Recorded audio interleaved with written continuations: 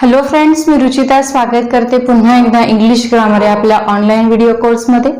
आजच्या सेशनमध्ये आज आपण 3 प्रिपोजिशनचा अभ्यास करणार आहोत। सिन्स, फ्रॉम आणि फॉर हे तिघही प्रिपोजिशन आज आपण शिकणार आहोत। बऱ्याचदा सगळ्यांना खूप कन्फ्युजन होत असते की सेंटेन्स मध्ये नेमकं आपण सिन्स वापरायचं, फॉर वापरायचं की फ्रॉम वापरायचं। तर आजचा जर व्हिडिओ तुम्ही बघितला तर तुमचं कन्फ्युजन काय होणार आहे, दूर होणार आहे। सो तुम्ही हा जो व्हिडिओ आहे तो पूर्ण शेवटपर्यंत बघायचा आहे, जेणेकरून तुमचे जे डाउट्स आहेत ते सर्व क्लिअर होतील। चला तर मग सुरुवात करूया आजच्या न्यू सेशनला। सुरुवातीला आपण सिन्स पाहणार आहोत। ठीक आहे, सिन्स।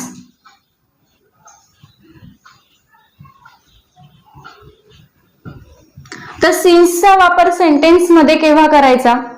ज्या वेळेस सेंटेन्स मध्ये आपल्याला घटना केव्हा सुरू झाली, म्हणजेच घटना सुरू होण्याचा जो कालावधी आहे तो दिलेला असेल, म्हणजेच घटना सुरू होण्याची निश्चित वेळ आपल्याला दिलेली असेल, त्यावेळेस आपण सेंटेन्स मध्ये सिन्स हे प्रिपोजिशन वापरतो। परत एकदा सांगते, घटना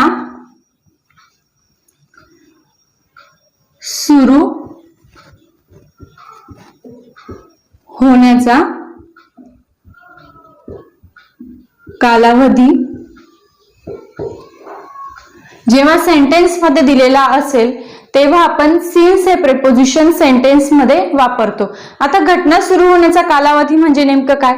समजा तुम्हाला सांगितलं असेल की एखादी घटना ही मंडेला चालू झाली, मग मंडे जर सेंटेन्स मध्ये आलेलं असेल किंवा एखादा कोणताही डे, तर डे जर सेंटेन्स मध्ये तुम्हाला सांगितलेला असेल किंवा घटना सुरू ह्या दिवशी झाली, एखाद्या डेचा उल्लेख केलेला असेल, जसं की मंडे असेल, फ्रायडे असेल, सॅटरडे असेल, कोणताही डे, मी इथे एक्झाम्पल घेतले मंडे। तुम्हाला जर म्हटलं की मंडेला घटना सुरू झाली, तर मंडे ही निश्चित वेळ घटना सुरू होण्याची आहे, त्यामुळे आपण सेंटेन्स मध्ये काय वापरू शकतो? सिन्स वापरू शकतो। म्हणजेच काय, जर सेंटेन्स मध्ये निश्चित दिवसाचा उल्लेख झालेला असेल त्यावेळेस आपण सेंटेन्स मध्ये सिन्स वापरू शकतो। त्याचप्रमाणे मंथ असेल, घटना कोणत्या मंथ मध्ये सुरू झाली ते दिलेलं असेल तरी देखील तुम्ही सिन्स या प्रिपोजिशनचा वापर सेंटेन्स मध्ये करू शकतात। त्याचप्रमाणे इयर दिलेलं असेल, ठीक आहे। आता आपण घेतलं 1990, हे काय आहे? एक वर्ष आहे। तर एखादी घटना ही 1990 साली सुरू झाली असं जर म्हटलेलं असेल तर त्या सेंटेन्स मध्ये आपण काय वापरू शकतो? सिन्स हे प्रिपोजिशन वापरू शकतो। म्हणजे कोणतेही साल दर्शवलेले असेल, जसं की 1990 आहे किंवा 1978 आहे, तर साल दर्शवलेलं असेल किंवा घटनेची निश्चित वेळ दर्शवलेली असेल त्यावेळेस आपण सेंटेन्स मध्ये सिन्स या प्रिपोजिशनचा वापर करू शकतो। त्याचप्रमाणे समजा मॉर्निंग असेल, आफ्टरनून असेल किंवा नाईट असेल किंवा समजा 7 o'clock, 5 o'clock, लास्ट नाईट किंवा टू नाईट असे जरी वर्ड सेंटेन्स मध्ये असतील त्यावेळेस आपण सिन्स या प्रिपोजिशनचा वापर सेंटेन्स मध्ये करू शकतो। एकदा रिवाइज करून घेऊया। सिन्स या प्रिपोजिशनचा वापर केव्हा करतो आपण? जेव्हा सेंटेन्स मध्ये दिलेला असेल की घटना सुरू होण्याचा कालावधी कोणता आहे किंवा घटना सुरू होण्याची निश्चित वेळ दिलेली असेल, त्या सेंटेन्स मध्ये आपण सिन्स या प्रिपोजिशनचा वापर करतो। मग एखादा डे असू शकतो, मंथ असू शकतो, इयर असू शकतं किंवा कोणतंही साल आपल्याला दिलेलं असू शकतं। Morning, afternoon, night, 7 o'clock, 5 o'clock म्हणजे विशिष्ट वेळ दिलेली असू शकते किंवा लास्ट नाईट, टू नाईट। तर घटना सुरू होण्याचा निश्चित वेळ सेंटेन्स मध्ये असेल त्यावेळेस आपण सिन्स हे प्रिपोजिशन वापरतो। हे तुम्हाला लक्षात आलं असेल। एक्झाम्पल बघूया। I have been waiting for you since morning. I have been waiting for you since morning. मी तुझी सकाळपासून वाट बघत आहे.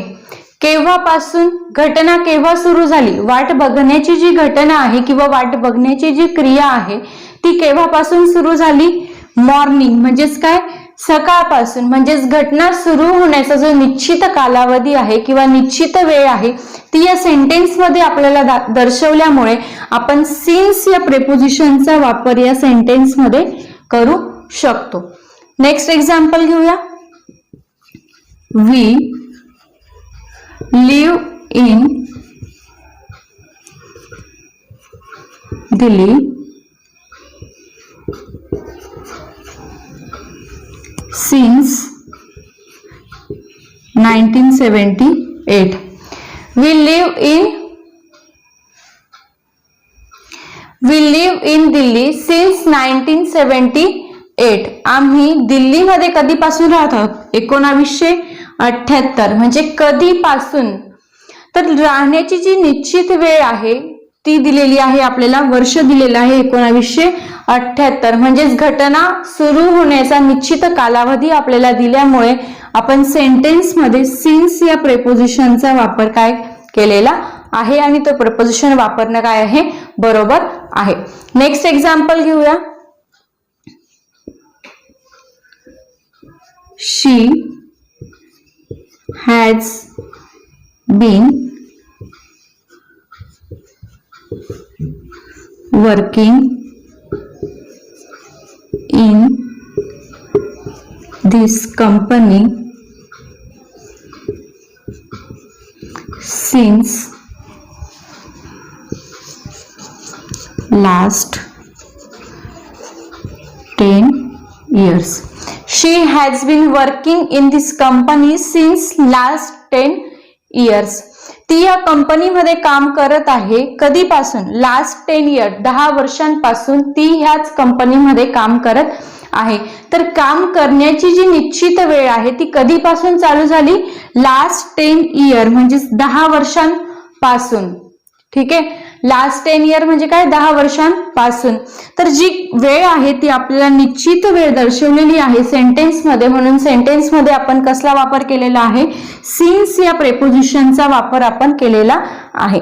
तर सिन्स या प्रेपोजिशनचा वापर कशा पद्धतीने सेंटेन्स मध्ये केला जातो ते आपण समजून घेतलं की ज्यावेळेस घटना सुरू होण्याचा निश्चित कालावधी आपल्याला दिलेला असेल त्यावेळेस आपण सिन्स या प्रेपोजिशनचा वापर हा करतो.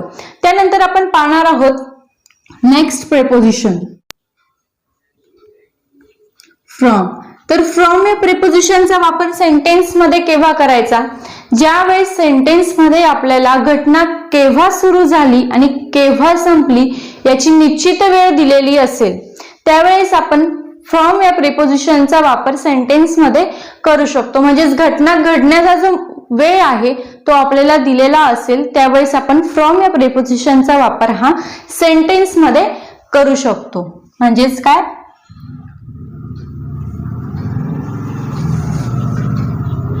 घटना सुरू होण्याचा तसेच घटना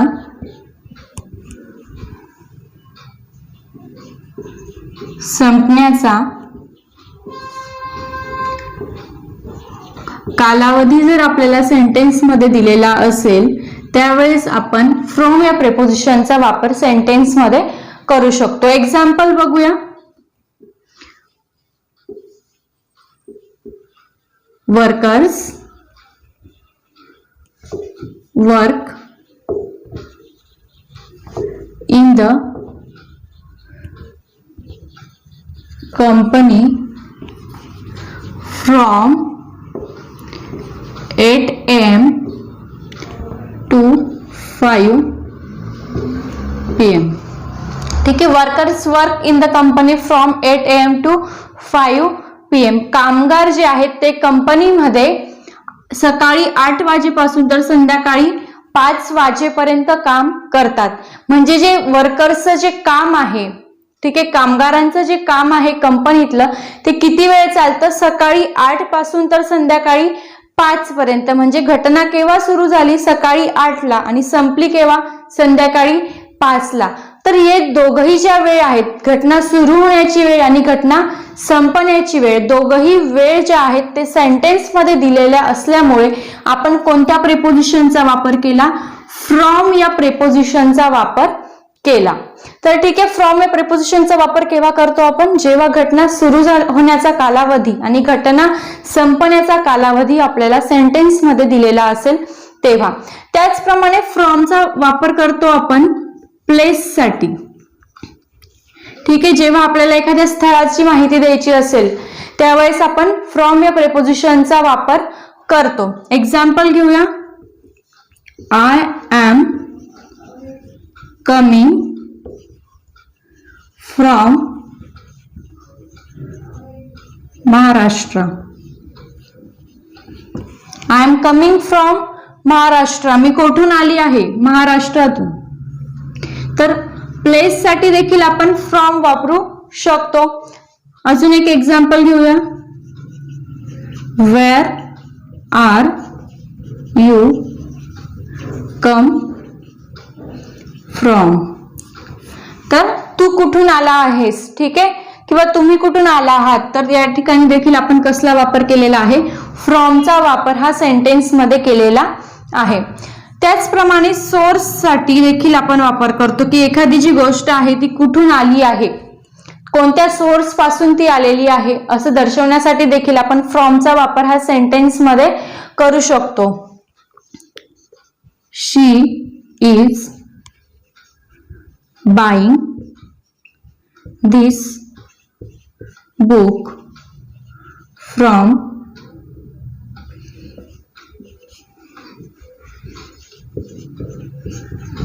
माय book stall. She is buying this book from my book stall. म्हणजेच तिने हे पुस्तक जे आहे ते माझ्या बुक स्टॉल वरून विकत घेतले. तर जे पुस्तक जे आहे ते कुठून आलं आहे? From my book stall. Source काय आहे त्या पुस्तकाचा? फ्रॉम माय बुक स्टॉल, म्हणजेच माझ्या बुक स्टॉल वरून ते घेतलेलं आहे. मग फ्रॉम कशासाठी वापरलेला आहे? तर सोर्स दर्शवण्यासाठी. कुठून आलंय ते? तिने माझ्या बुक स्टॉल वरून घेतलेलं आहे. म्हणजेच जे बुक आहे ते बुक स्टॉल वरून घेतलेलं आहे. म्हणजे सोर्स साठी आपण देखील फ्रॉमचा वापर हा करू शकतो. तर सिन्स आणि फ्रॉम तुम्हाला समजलं असेल. त्यानंतर आपण नेक्स्ट प्रिपोजिशन पाहणार आहोत, फॉर. तर फॉरचा वापर हा कशा पद्धतीने करायचा ते बघूया. आपल्याला बऱ्याच वेळेस सेंटेन्स मध्ये प्रश्न विचारले जात असतात, एक्झाम मध्ये प्रश्न विचारले जात असतात, सेंटेन्स दिलेलं असतं आणि खाली ऑप्शन्स दिलेले असतात. तर त्यावेळेस आपल्याला जेव्हा सिन्स, फॉर आणि फ्रॉम हे ऑप्शन असतात तर तिघही ऑप्शन बरोबर वाटत असतात. परंतु जर तुम्ही आजचं सेशन लक्षपूर्वक बघितलं तर तुम्हाला त्यातलं कन्फ्युजन दूर होईल आणि कळेल की सेंटेन्स मध्ये नेमकं सिन्स वापरायचं किंवा फॉर वापरायचं की फॉर्म वापरायचं. ठीक आहे, नेक्स्ट बघूया प्रिपोजिशन फॉर.